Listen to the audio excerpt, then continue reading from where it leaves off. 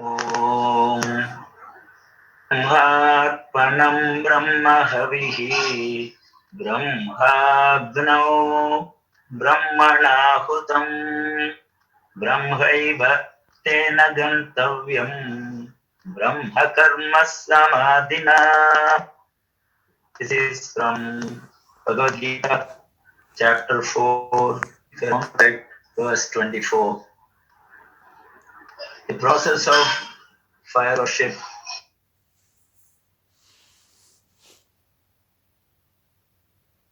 of is Brahman. The person who is pouring is Brahman. And the fire that sees the pouring is Brahman. Like that, of seeing Brahman in every action, the person becomes Brahman itself.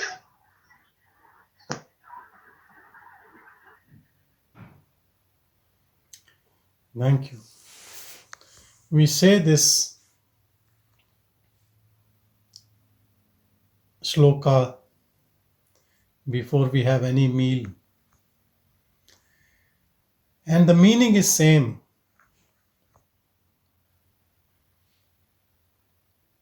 That Brahman we are eating, that essence in the food. And that food, when you're giving ahuti of that food for the sustenance of this body, that essence goes and becomes this essence, and that essence stays the same. And a lot of Hindus say this before every meal.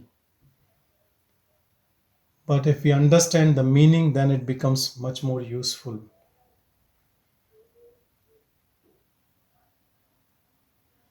You know, if you look into the truth, a lot of people at intellectual level, they keep arguing about what is real, what is unreal, the word is real, the word is unreal, Brahman is real, everything is real, everything is self.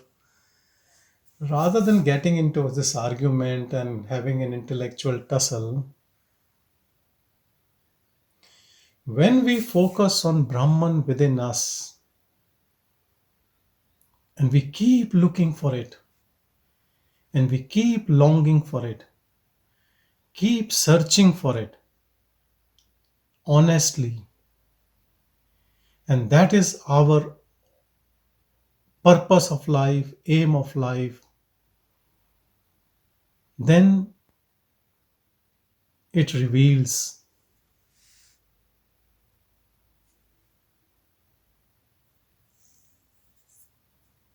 When it reveals, first it reveals within us.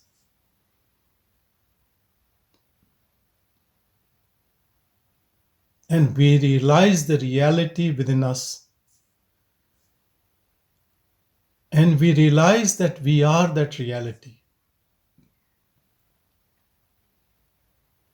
Then the way how we were seeing the word before becomes an illusion.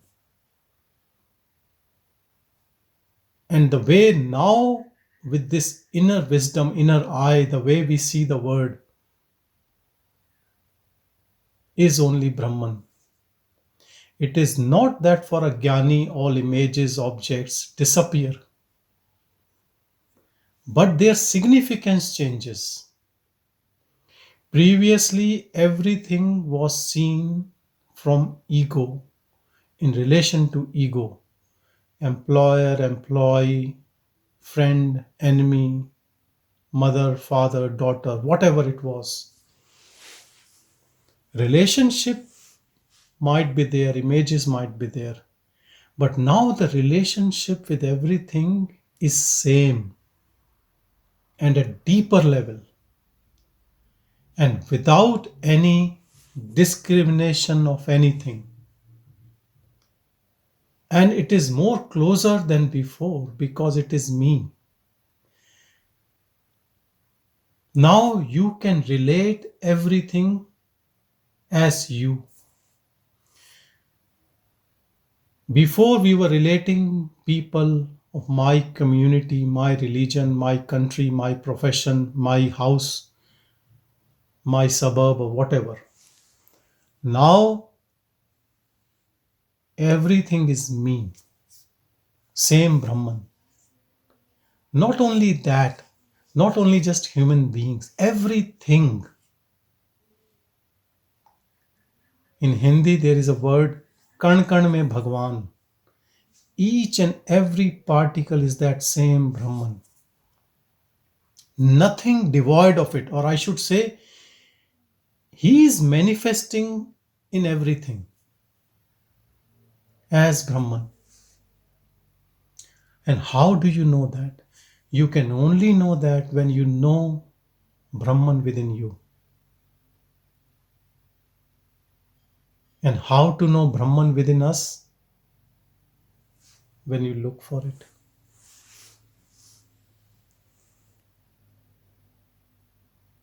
When you realize Brahman within you, you realize a very, very profound truth.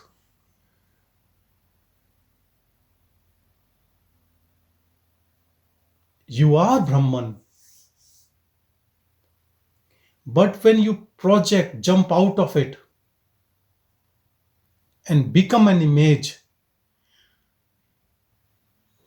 and that ownership of that image, which we call ego, it is blasphemy.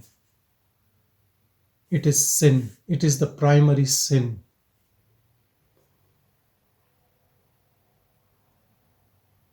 You just look what you have done, and it becomes so clear, so transparent, that there is something from that Brahman which takes a shape. Takes a shape is not that important. Believes that he is that shape. And it seems as if it has jumped out. So you are that screen. From that screen, like a 3D movie, you have jumped out. You look, you only appear that you have jumped out. Like in a 3D movie, you try to touch, but there's nothing there. It appears. Here, that Brahman's illusory appearance jumps out and then keeps revolving in these images, and then gets lost its way back home, because it never looks within. It always looks outwardly. Even if you see all sadhanas, most of the ways of spirituality from different religions, different sects, mostly it keeps ego alive.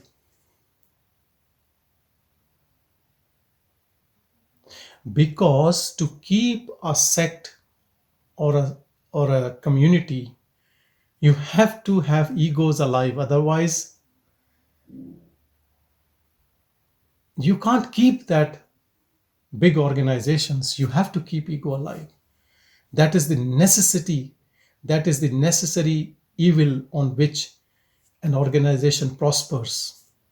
In ego, we are separate. That is ego. That keeps you in a group but doesn't liberate you. The moment you realize that reality, you know how I was foolish that I jumped out of this, and there is no need. Allow things to happen, and you can be in your own blissful mode all the time, because that's what we all are. This ego is an illusory appearance, owning a body, thinking I am a mind, and then whatever the mind is saying, fooling our own self that it is my voice. In reality, our voice is the voice of God or Brahman or that absolute. And that voice is no voice, it is only silence. But that silence says everything. That silence says everything to us if we know how to know this language of silence. It is perfect knowledge. So, from that projection, when you recede and stay as Brahman, then you realize that everything is actually Brahman. Now, when someone meets someone who is established in Brahman, because it is not a coming and going. Lot of time people, even in satsang, talk about that I am this and then I turn and then I become ego and then I have to tell you the truth, it is all ego, which is giving different forms, taking you that I am that bliss and then taking you out of it. Brahman is a point of no return. Why would something will return out of it?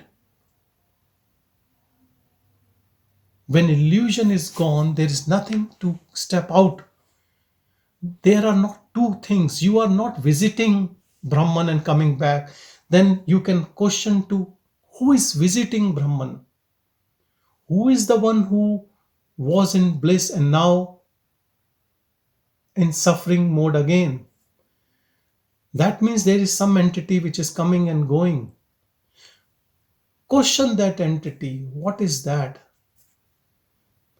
When there is a bliss of peace or silence, which everyone gets, unless we are completely insane. Intellectually, then we say we are in Brahman. And then, when a time of test comes, which really examines us, which tests us, then we fail.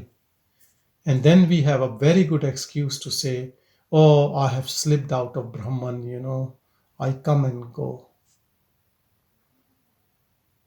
This one which comes and go has to go, permanently disappear. And its disappearance will only happen when you know the truth. When you touch your unchanging reality, which never comes and goes. And when you abide in that, then you can see all the tricks of the mind. How sometimes it looks silent. Even monkey is sometimes silent, on a tree, maybe for 2 seconds. Even monkey can say, I am in bliss, I know Brahman. Same is our mind. When we give up our relationship with the mind and its afflictions, then we attain peace. Not with mind. You don't have to tame mind. You have to give up your relationship with mind. All the techniques you see around are all about controlling the mind, taming the mind.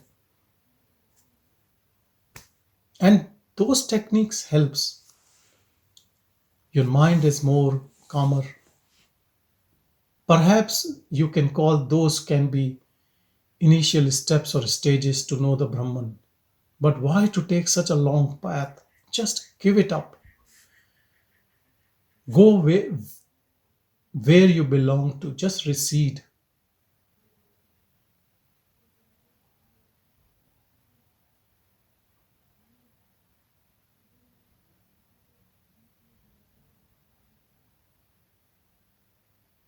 You recede or that grace swallows you. But you have to take an effort of at least an interest in it. Your interest is effort. Your longing is an effort. And your longing is grace. Otherwise, there are billions of people on this earth. Who is interested? Everyone is thinking that what they are doing is the most important thing in the world. Even if they are stealing, involved in crime or involved in good work. Involved in crime, still you can convince them they are on a wrong path and they might get out of it. But people who are doing charity and good work, very hard to convince them that all action is bondage. They will say it's crap. Go away. I'm doing good work. You don't do anything.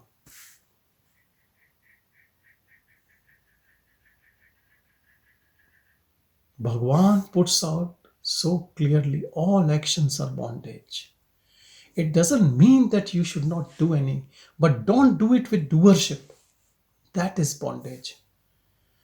Body has come in this world, it will do something. It has to do. It is destined to do something. If it is not destined to do anything, then you are in supreme bliss all the time. But anyway, if it is doing, let it do. But you are not a doer. You abide in that silence where you know that you are not a doer. Where you don't jump out into this 3D movie and start owning everything,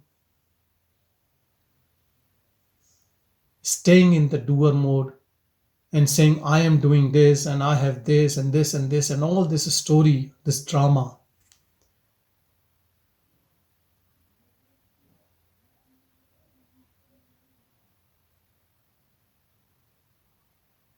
Whether the body is involved in a drama due to circumstantial issues, you are detached.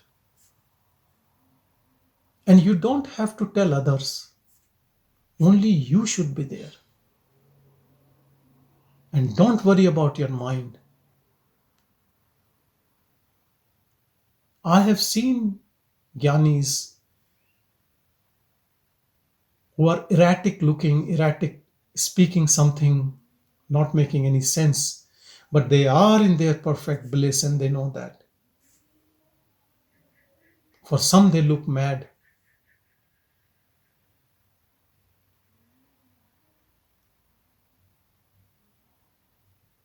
But that doesn't matter. You can look very intelligent, good orator. You have read hundreds and thousands of books. You know many languages. But if you are in trap of the mind, you are of no use. No use for yourself. You're not enjoying that bliss. You know relatively everything intellectually. But if you're not abiding in self, what is the purpose of all that knowledge? Bhagavan was never for all that bookish knowledge.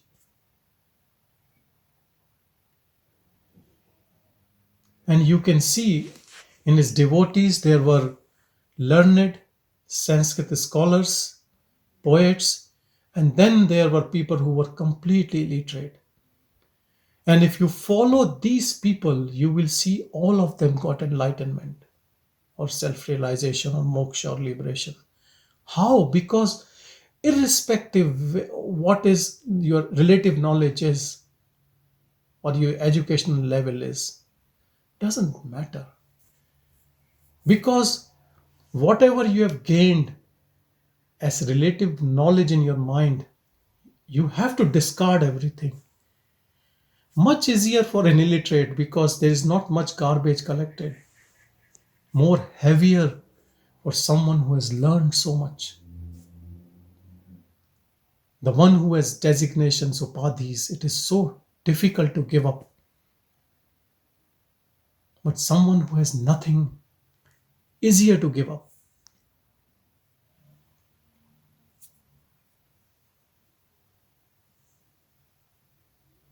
But this all is so easy to give up when there is no ownership of anything. And the first sin is ownership of mind.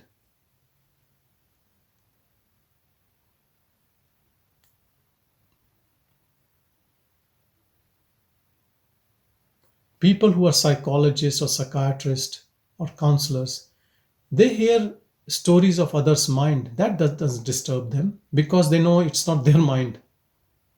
They will give you best suggestion. But if something is happening to these therapists in their own mind, then it affects them because there is ownership there.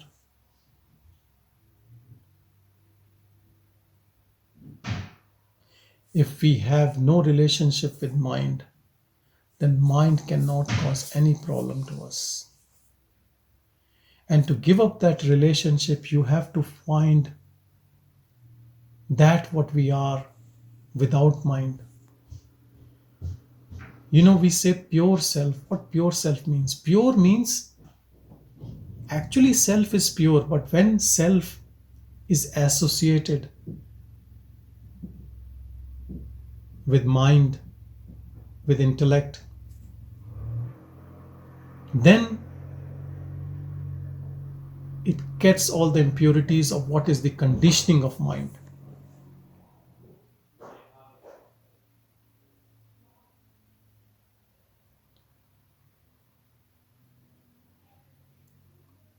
Two people can stay in silence. One who is keep thinking all the time, he's brooding, he's on default mode network of ego circuit. Or the other person can be like Bhagavan, who is in this complete bliss, oblivious to whatever is happening around, in his perfect silence. And both are extreme ends. But one is actually silent within.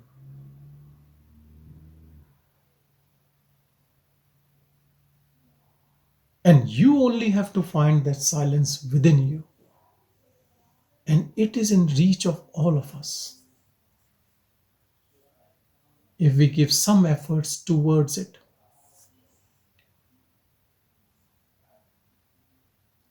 Whole exercise is of undoing.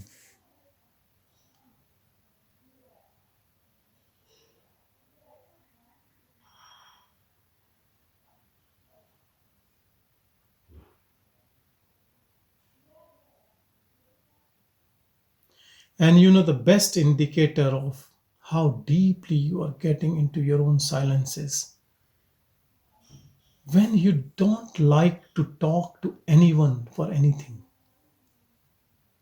Because see what most of the talks are, they are useless, of no worth. Either you are telling I have done this and that, and others are saying I have done this and that, and then if both have talked about what we are proud of, then we start gossiping about third person, how bad they are or how stupid they are. And when you don't have a third person, then you watch reality shows and you make fun of the people in reality shows. This is what life of a normal human being is. Some are busy in gaining wealth, name, fame. Others are criticizing others.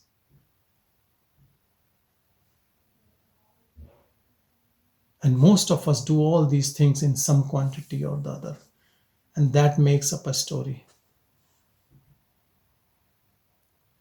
And if we don't criticize others, we don't feel proud of ourselves, then we talk about things which we have read in news and we vomit out to others as if we are very intelligent. We know everything what's happening in this world. We know more than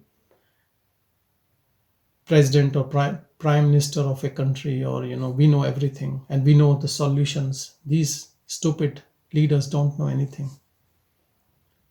All this is crap nonsense. If you know it is crap and you are just doing it for the sake of some fun, that's okay. But people get emotional involved. They belong to a party, they feel so offended. Someone else says something else about it.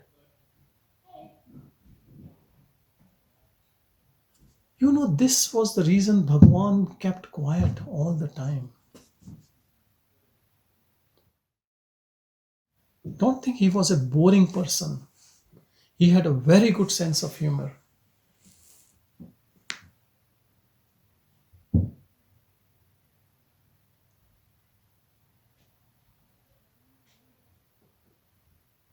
We all can abide in that pure silence.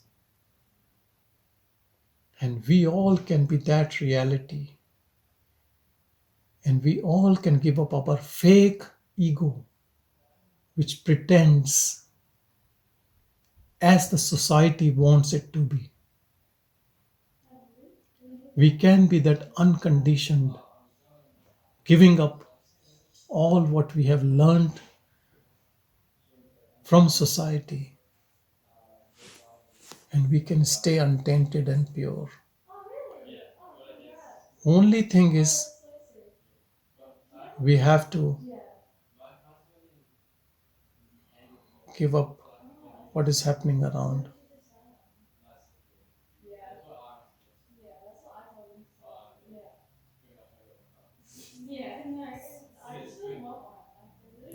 Let me just quiet. I think some kids have come to my house. My son's friend. Sorry, just give me 1 second. I just let them know. Sorry.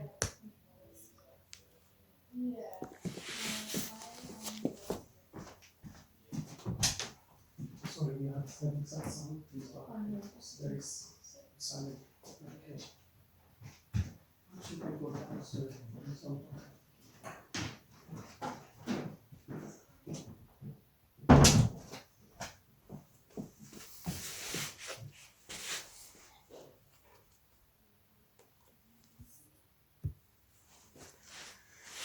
Okay, sorry for that.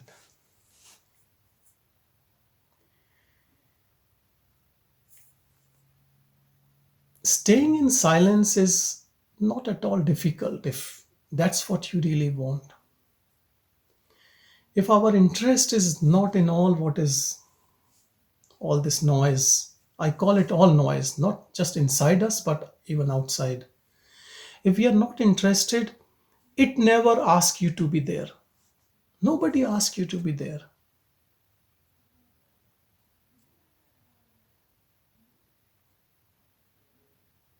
Our mind gives importance to things.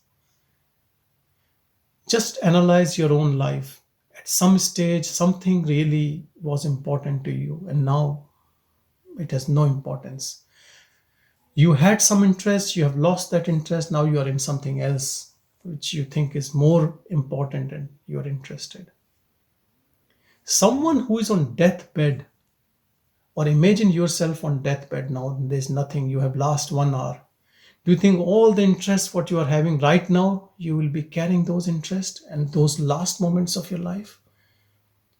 What would be most important to you in last hour of your life?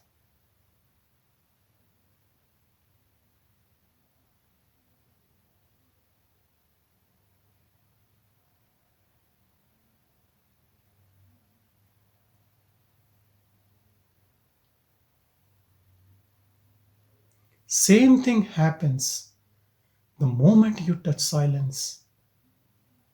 Your whole story drops. It's not that you don't remember what has happened, but now you realize there is no value to anything. Our mind was giving value to images and impressions and what happened in past.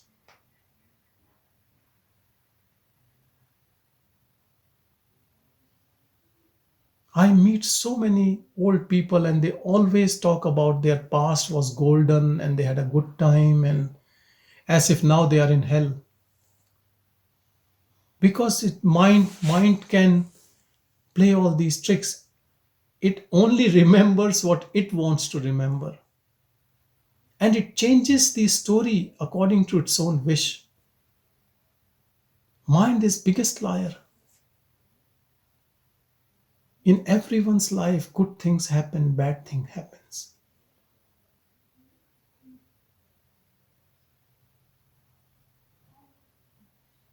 There is nothing black and white.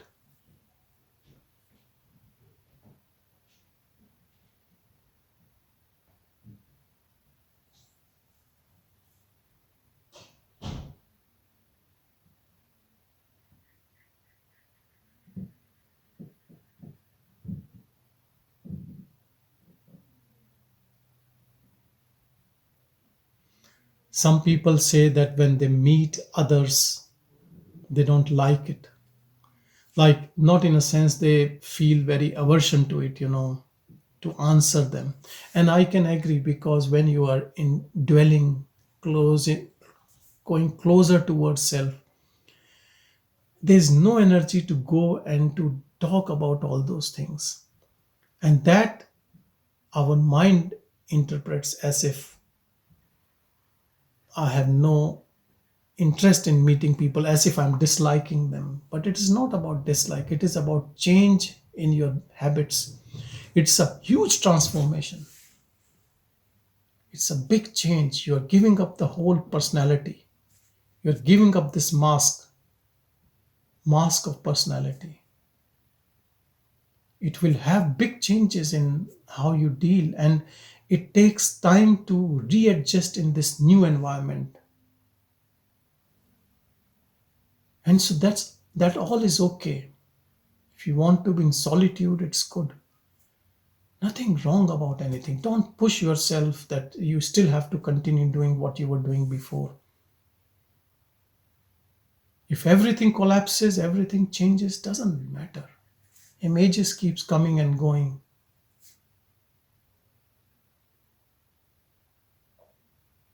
Nothing is big deal. Trust your own inner self. Put complete faith on it. Be like a dry leaf in the wind. Wherever it blows you, just be with it. Be in harmony with your own self. Be one with that. That is pure yoga.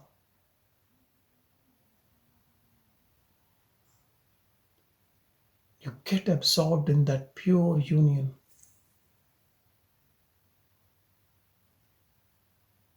That is why it is said in scriptures that every being from that ego moves is feminine, and that purush, that male, is that self, and there is a union. This is a divine union. Actually, Tantra also talks about that. But people don't understand it. It takes to erotism and sex and all, but that is it, its intention is that pure, that this union is happening within us.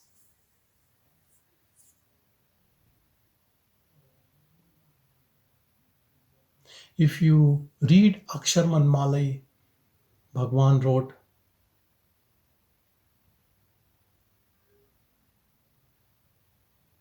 that garland of letters to Arunachala coming from Bhagavan. He's treating Arunachala, that pure self, as bridegroom and himself as bride.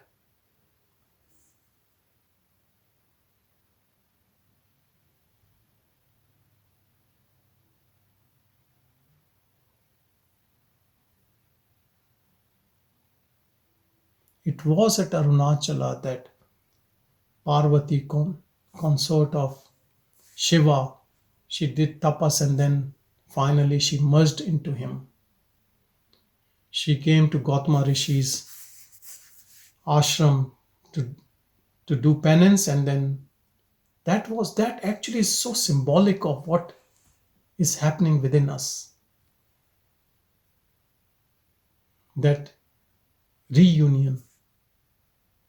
It is reunion. We were there, we moved out, and we are coming back.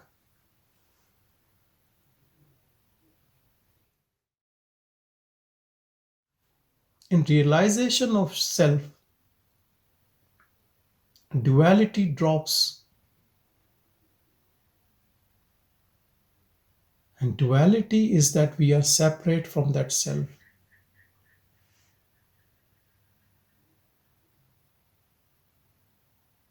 Knowing the self is abiding in self.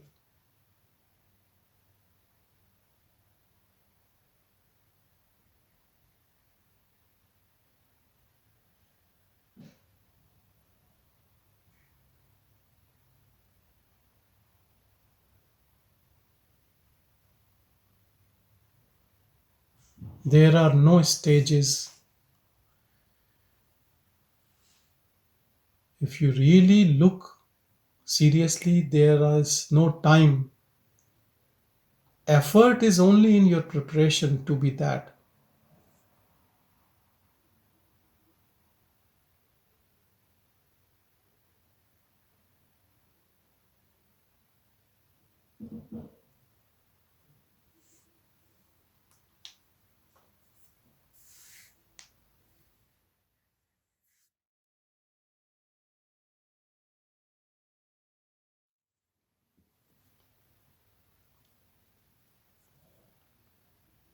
Keep your energy in your heart. You are the king, you are the creator. If you don't like ego and you have no interest in making it sustain its own separate identity, then just take away the energy, stay in your heart. It is very easy, very simple if you understand this truth.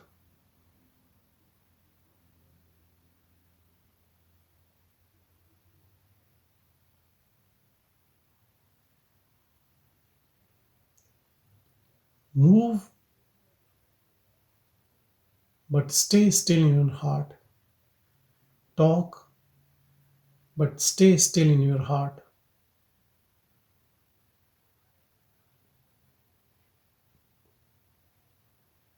Stay in your own divine presence.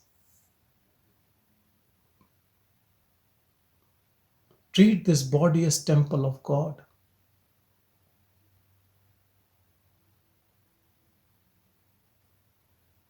People go to pilgrimage, temple, church, whatever, and they think God is there and we are so much in reverence and there's an image and we pray in front of image or statue or whatever or a name. This is that real within us. This is a sin we don't respect, which is we are that, and we keep looking outside.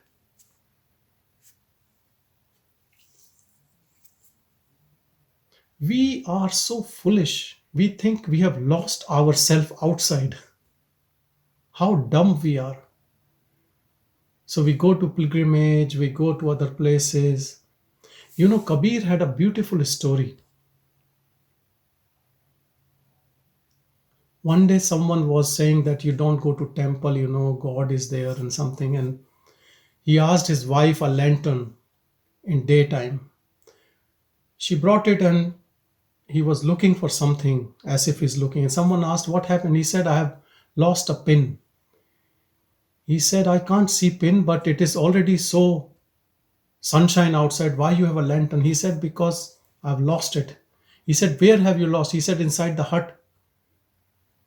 He said, you are such a fool. You're looking outside and you've lost inside the hut. He said, but you all are doing that. You have lost yourself within you and you're looking outside. Look where you have lost.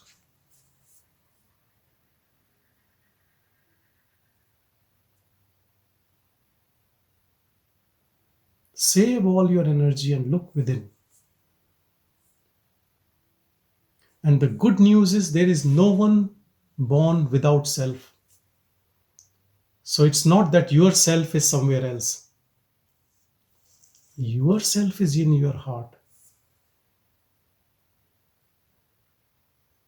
As a kid, I heard stories about someone's life was in a parrot in a cage somewhere else, and someone goes and kills that parrot, and that man dies. These are all stories, but not in your case.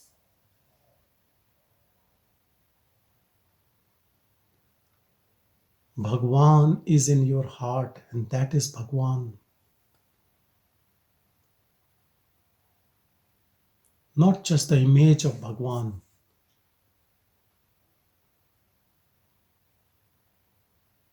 You are Bhagwan. Ramana is the name of that self within us, which can never die.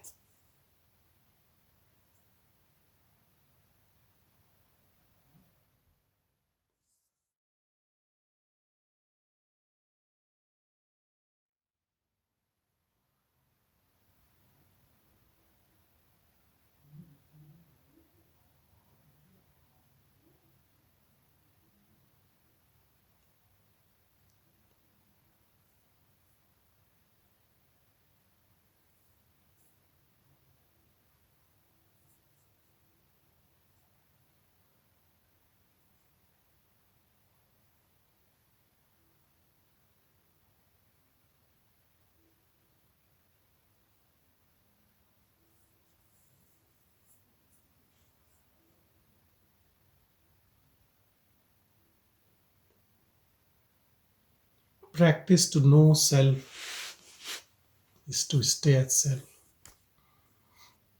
not for 10 minutes or 20 minutes, all the time.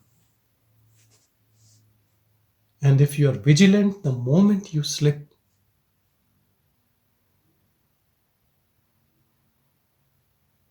you will know it.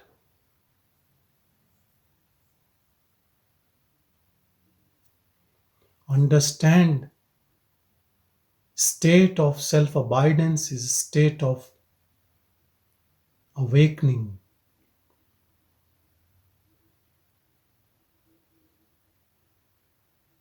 It is not about believing about something which is not there.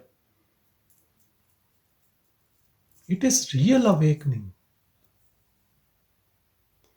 In this real awakening, you don't borrow anything from mind. You stay as you are.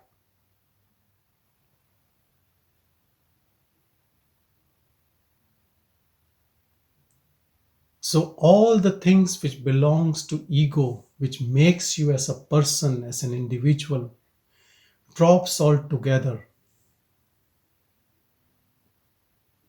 Greed, selfishness, jealousy, anger, fear, everything drops at the same time. Self doesn't know these things. Self has no clue about it. And self can only behave like that if it is borrowing from ego, from mind.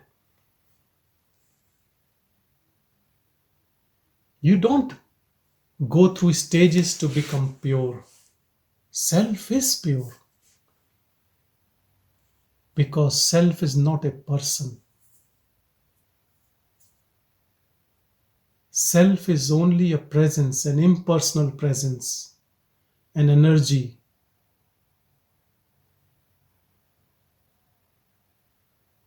It has no relative knowledge like what ego claims. It is, that's all.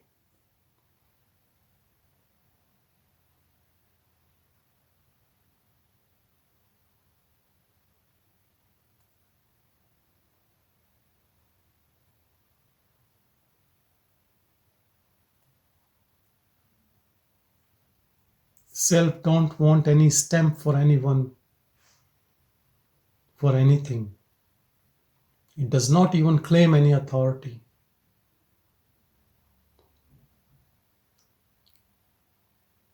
There are thousands of realized beings in caves, in Himalayas, unknown to people like us living in society. They don't even bother to come to us to tell us the truth because they know it is useless, because they think these people are so much trapped in samsara, they have given up hope on us.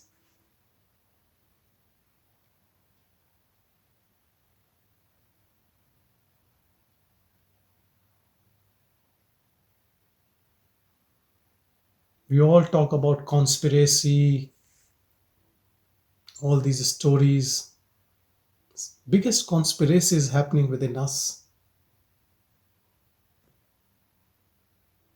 We don't know what we are, and we pretend to be what we are not. We pretend and we suffer because we are really a bad actors. We don't like this acting. That's why we are here. Nobody likes this acting. We want to give up this acting.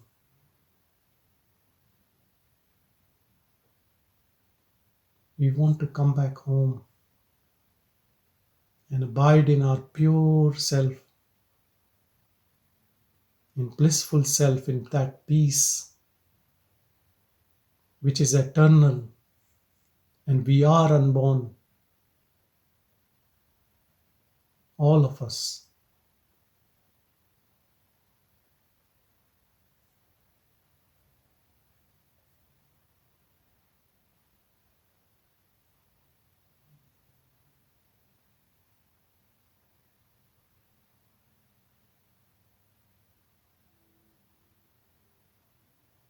Be a devotee of this self, not the devotee of body.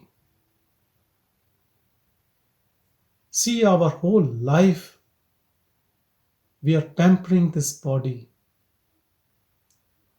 its senses, and one day this body will deceive us. It will be dust. The moment it is born, it is going towards death only, without any exception. And we will receive the same death if we keep serving it.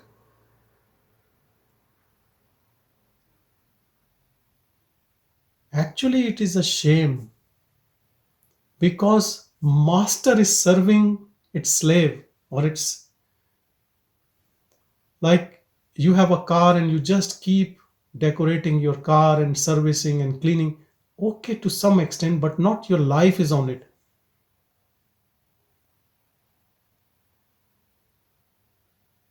Body is just a vehicle to experience this world and to know the self. But we all get into this illusion that I am the body. We came into this world for a different purpose, and we all get lost.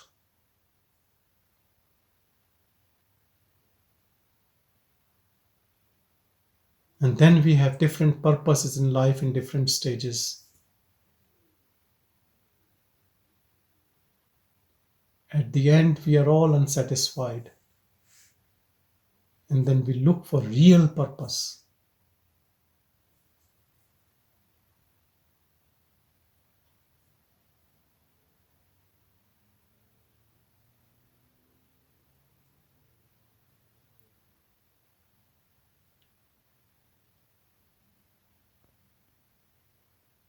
Nobody asks us for real purpose. No one.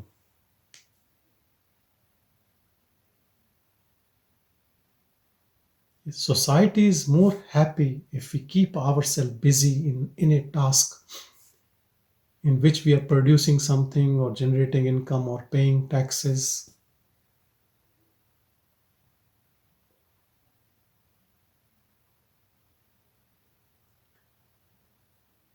We don't meet friends and ask them, how far are you from realization? Can I help you in your moksha? Look, I have known this much and I'm a good friend. Can I help you? No, we actually pull their legs. We say, oh, you are such a rich man. You are a millionaire, and congratulate, and we boost their ego. Actually, we are all enemies of each other. Rather than saying, what a foolish man, you have already have so much of wealth, now just look within. Problem is, if you say that, he will never talk to you again. We are also attached to people.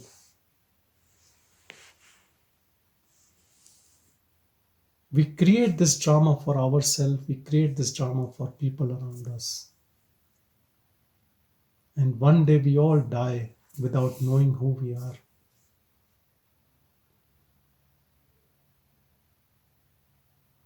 Satsang is the only place where we are open to it. At least we think about it. At least we deeply contemplate about it. At least it is a space where we can put our heart open and try to be that.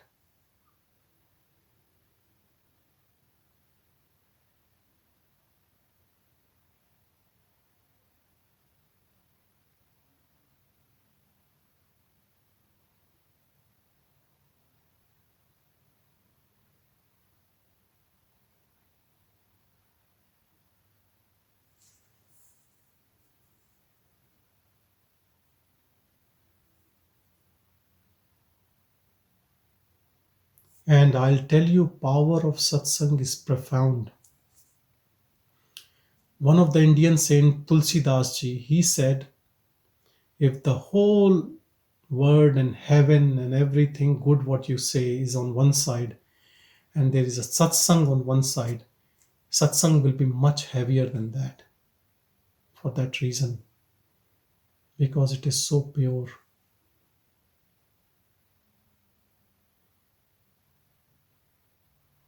Here, there is no asking for anything.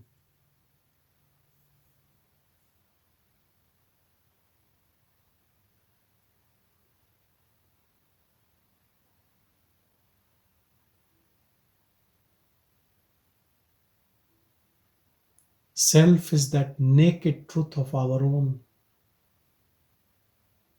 true form,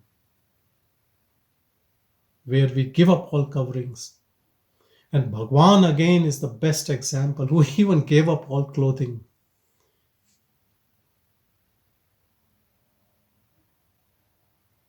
So simple. People talk about minimalist nowadays. What minimalist? Just follow Bhagwan's life. All these minimalists will be shameful, what they call it minimalist. They spend money in doing things and just pretending they are minimalist. See Bhagwan. And then people say he was a miser. He never wasted even a grain.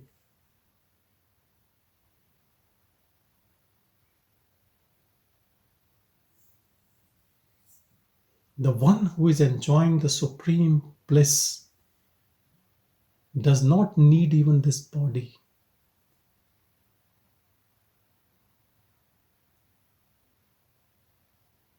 Body stays or body drops.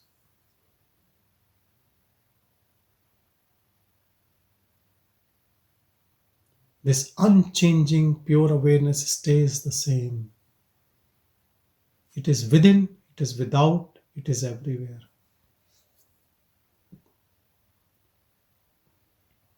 And this awareness can only be seen by the eyes of wisdom.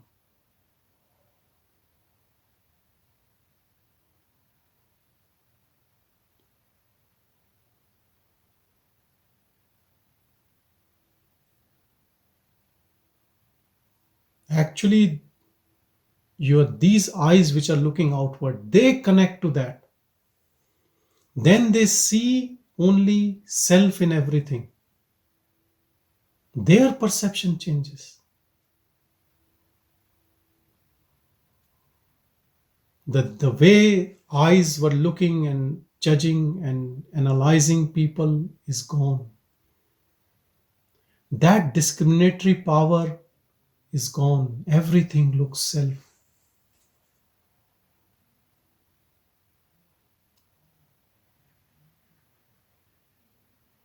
And the real meaning of self is actually self. That everything looks me as it is me. Don't take self as a word like Brahman or God, something separate from us. Right now, even in ego, we feel that we are something, isn't it? I have consciousness, I have this body, I have a life, I have thoughts, feelings, emotions, I have a story. The moment you recede in, now you know the real I. which I am calling self with capital S. And then this, your sphere of what you think you are drops. And then you see self in everything, the same self.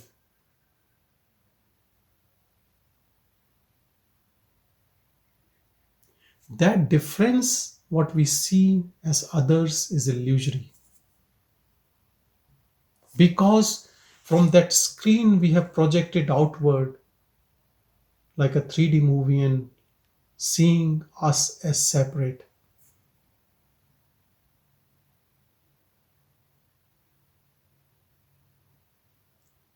Recede, go back to the source.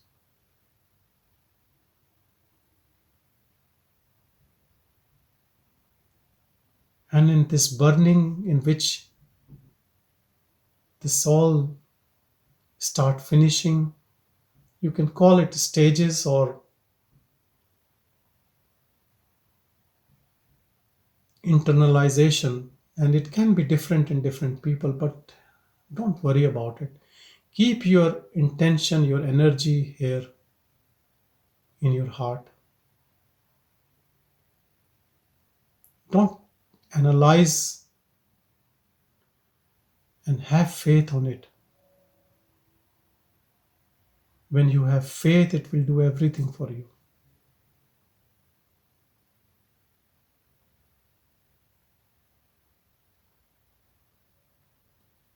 Faith is a big thing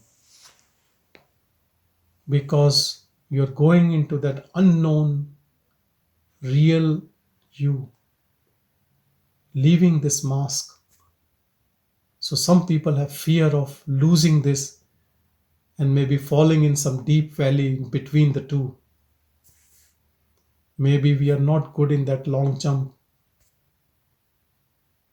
So comes the role of faith. Have faith. The one who has brought you up to here will make sure you reach up to the end. Just have faith.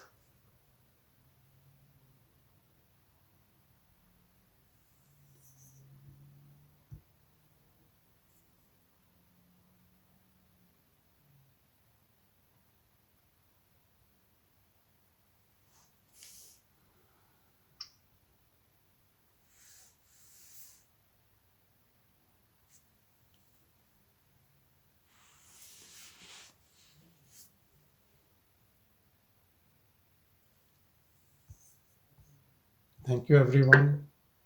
Thank you so much. Thank you so much. Thank you. Thank you, Sanjay.